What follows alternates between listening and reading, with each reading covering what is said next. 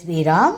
ఈరోజు నేను చేదు కాకరకాయలు మెంతి కారం పొడి చేసి ఎలా చేస్తానో మీకు ఈ వీడియోలో నేను మీకు చూపిస్తాను. అంతేకాకుండా నేను పప్పు పులుసు పెడుతున్నాను, అది కూడా మీకు చూపిస్తాను. ముందుగా మనం మెంతి పొడి చేసుకుందామండి. కూర పొడి అంటారు, ఇదే మెంతి పొడి. స్టవ్ వెలిగించి మూకుడు పెట్టుకుందాం.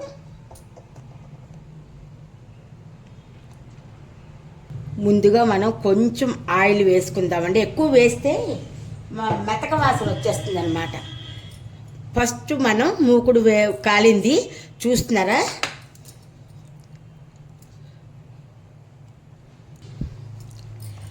మినప్పప్పు చూడండి, ఇది పొట్టు మినప్పప్పు కాదు, మామూలు మినప్పప్పు.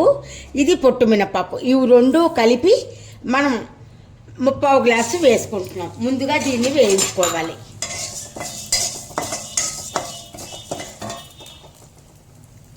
ఇప్పుడు ఒక గుప్పెడు మిరపకాయలు మనం ముక్కలు చేసి వేసుకుందాం, బాగా లోపల వరకు వేగుతాయి. ఇప్పుడు ఇలా వేగుతున్న వాటిలో ఈ కట్ చేసి పెట్టుకున్న మిరపకాయలు కూడా మనం వేసేసుకుందాం.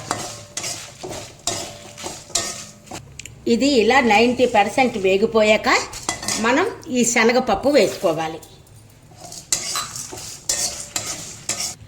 ఇవి మెంతులండి, చూడండి. పావు అంటే 1.5 స్పూన్ ఉంటాయి మెంతులు వేసాను. మెయిన్ ఇంగ్రీడియంట్ ఇదేనండి.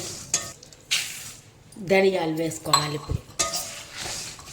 ఇప్పుడే తీసుకొచ్చిన కరివేపాకు కూడా నేను ఎండబెట్టడానికి అంటే ఆరబెట్టడానికి టైం లేక ఇలా వేసేస్తున్నాను.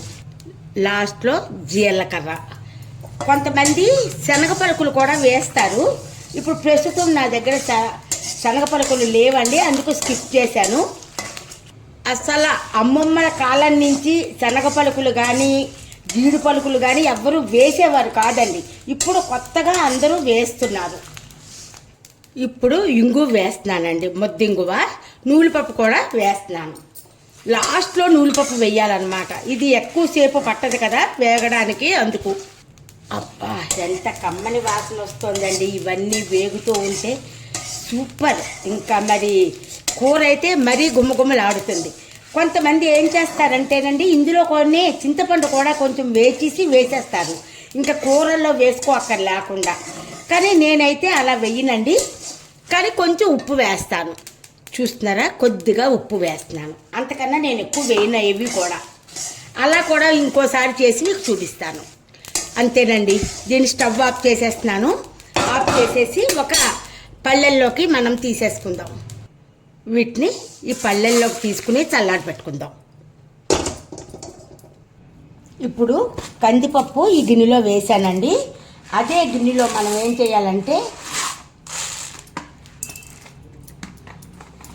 శనగపప్పు కొంచెం 1 స్పూను శనగపప్పు, 1 స్పూను పెసరపప్పు. ఇలా చేసి మీరు ఒక్కసారి పప్పు పులుసు పెట్టి చూడండి, అదుర్స్. ఇప్పుడు దీన్ని కడిగి తీసుకొస్తాను. ఇప్పుడు ఇలాగా పప్పులో నీళ్ళు పోసాను. కుక్కర్లో కూడా నీళ్ళు పోసుకున్నాం. దీన్ని కుక్కర్లో పెట్టి దీన్ని మూత పెట్టి మనం స్టవ్ మీద పెట్టుకుందాం. పప్పు కుక్కర్లో పెట్టేశాను. ఇప్పుడు మిగతా ప్రాసెస్ చూద్దాం. అదే చిన్న కాకరకాయలు అయితే కాయలు పాళంగా వండుకుంటామండి. ఇవి చిన్న కాకరకాయ కాదు, అందుకని ఇలాగా మనం 4 ముక్కలు చేసేసుకుందాం. కాయని 4 ముక్కలుగా కోసుకుందాం. చూడండి, ఇలా చూసి ఈ గిన్నెలో నీళ్ళు పోసి నీళ్ళల్లో వేస్తున్నాను. ఇలాగే అన్నీ కూడా మనం తరిగేసుకుందాం. లేత కాయలండి, కూర సూపర్గా ఉంటుంది.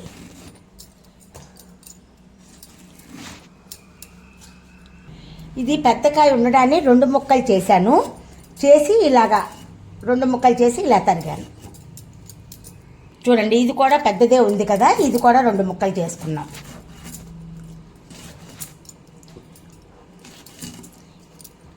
వీటిని శుభ్రంగా కడిగేసుకోవాలండి. కడిగేసుకుని ఒక మూకుళ్ళో నీళ్లు పోసాను. ఈ మూకుళ్ళో పెట్టుకుందాం. ఈ మూకుళ్ళో వేసేద్దాం.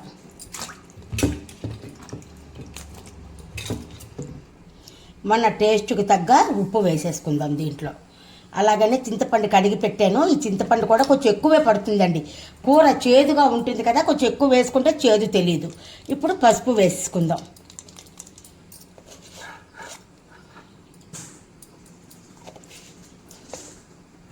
ఇప్పుడు స్టవ్ వెలిగించి పెట్టేసుకుందాం.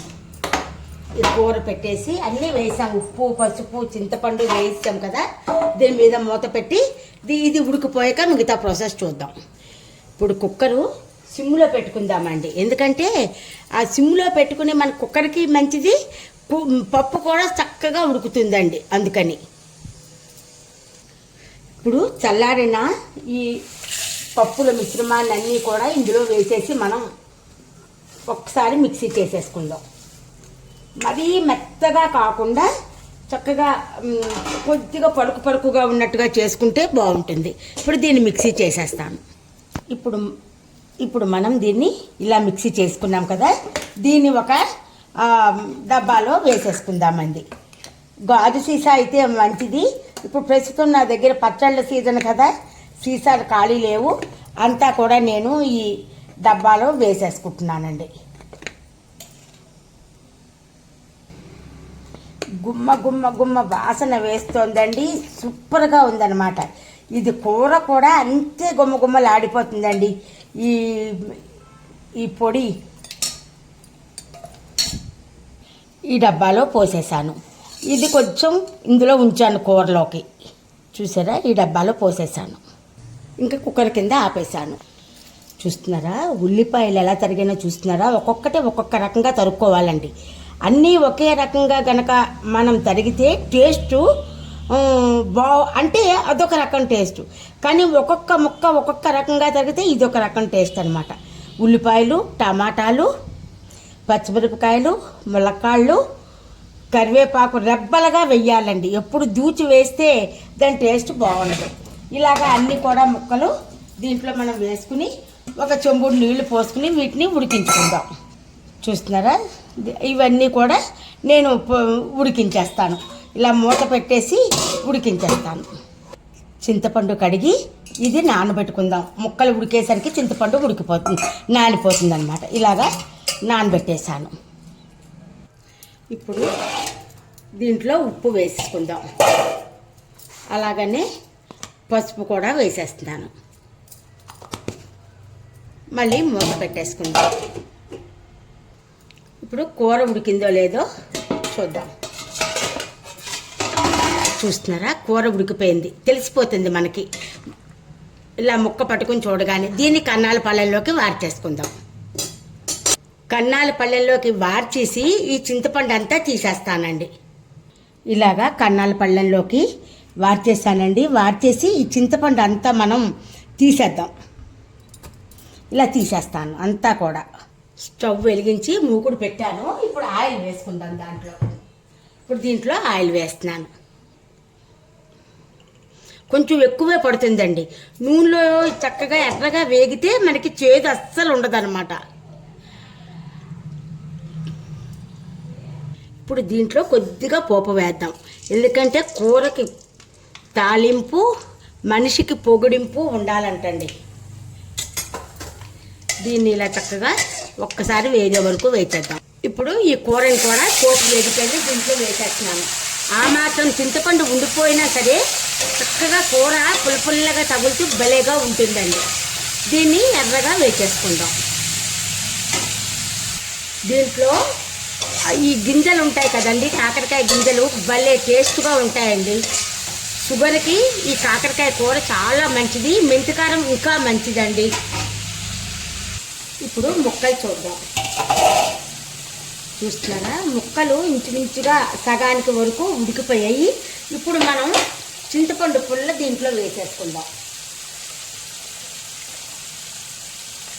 వాటితో కలిపి అది ఉడికిపోతుందండి. మళ్ళీ మూత పెట్టేసుకుందాం. ఇలా చక్కగా వేగిపోయిన కూర మీద ఈ పొడి జల్లేసుకుందామండి. మనం అదే కాయల పాలంగా అయితే కూరుతాము, కూరకపోయినా నేనైతే కూరనండి. ఎలాగా విడిపోతాయి కదా, బాగుంటుందని అలాగే చేస్తాను. ఈ కూర అయితే ఒక్కసారి చేసి చూడండి, సూపర్ టేస్ట్ అన్నమాట. పిల్లలు కూడా ఎంతో ఇష్టంగా తింటారండి ఇది. షుగర్ ఉన్న వాళ్ళకి బీపీ ఉన్న వాళ్ళకి కూడా ఇంకా మంచిదన్నమాట. అంచేత ప్రతి ఒక్కరు కూడా ఈ కూర చేసి తిని చూసి టేస్ట్ మాత్రం నాకు చెప్పండి. చూడండి, ఇప్పుడు పులుసు ఇలా ఉడుకుతున్నప్పుడు ఇది నేను ఎనిపేసానండి. పప్పు ఎనిపేసుకుని ఈ పప్పుని మనం ఇందులో వేసేసుకోవాలి. మెత్తగా ఉంటేనే సాంబార్ అవనియండి, పప్పు పులుసు అనేయండి మంచి టేస్ట్గా ఉంటుందన్నమాట. ఇప్పుడు దీన్ని మళ్ళీ ఉడకనిద్దాం. ఇలా ఉడుకుతున్నప్పుడు బెల్లం వేస్తామండి, కానీ నా దగ్గర బెల్లం అయిపోయింది, అందుకని నేను కొద్దిగా పంచదార వేసాను. దీన్ని ఇప్పుడు ఉడకనిద్దాం. ఇప్పుడు మనం పోపుకి కొంచెం ఆవాలు ఎక్కువ వేసుకుంటే టేస్ట్ బాగుంటుందండి. అలాగని మెంతులు కూడా ఎక్కువ వేసుకుంటే ఆరోగ్యానికి మంచిది. అలాగనే జీలకర్ర, కొద్దిగా పొట్టు మినప్పప్పు, కట్ చేసుకున్న ఎండుమిరపకాయలు. స్టవ్ వెలిగించుకుందాం. మూకుడు పెట్టాం కదా, దీంట్లో ఆయిల్ కూడా వేద్దాం.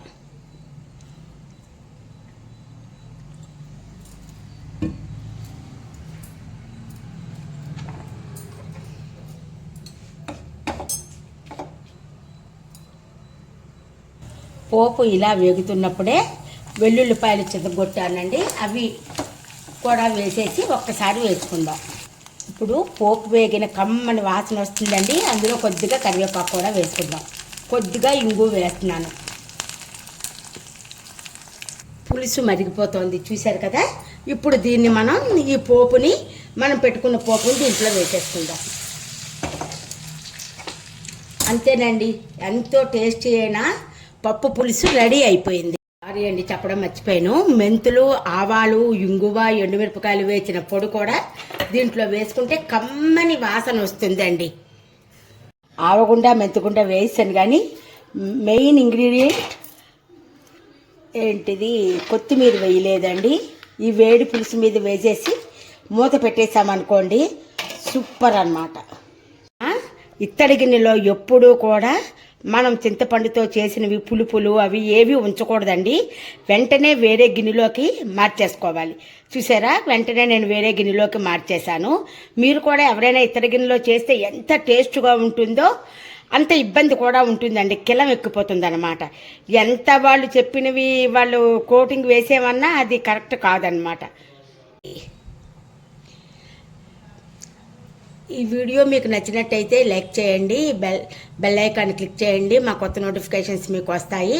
అందరూ బాగుండాలి, అందులో మనం ఉండాలన్నదే మన కాన్సెప్ట్ కదండి. సర్వే జనో సుఖనో భవంతు. మీ మీనాక్షి రాజశేఖర్. ఈ వీడియో ఎలా ఉందో నాకు కామెంట్ సెక్షన్లో చెప్పండి.